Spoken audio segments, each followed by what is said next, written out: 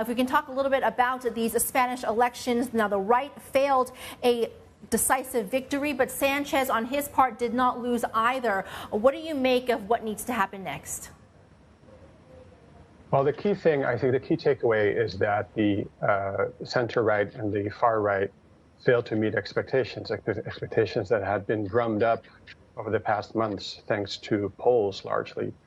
And even though the center-right and the far-right, even though the center-right party gained a lot of seats, I think the prevailing narrative in the weeks to come will be that it failed to meet those expectations. So within the center-right party, I think the position of its current leader, Núñez Feijóo, will be under dispute.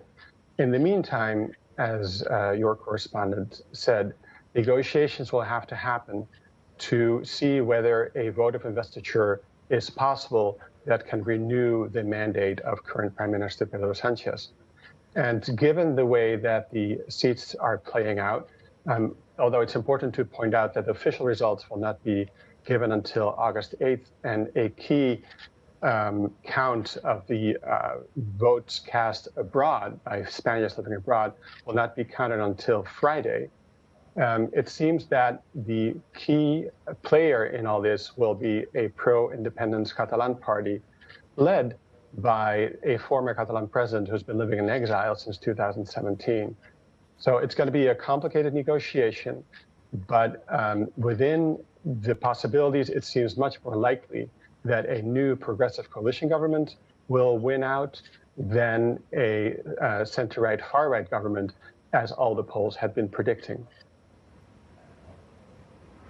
Okay, so we got a potential kingmaker for the opposition that could potentially move things forward. So we're going to be waiting for these results. Do you think that once all the votes are counted, there's an additional estimated 350,000 Spaniards living abroad? Do you think that's going to make any difference, though?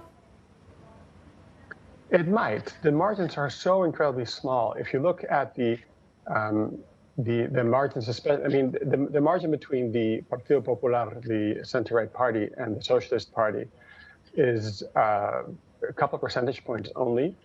And the margin between the third and the fourth parties, which are currently the far-right Vox, and the newly founded far-left party, Sumar, that's only 20,000 votes or so. So if we're looking, the latest I saw, there's about 200,000 votes to be counted from abroad.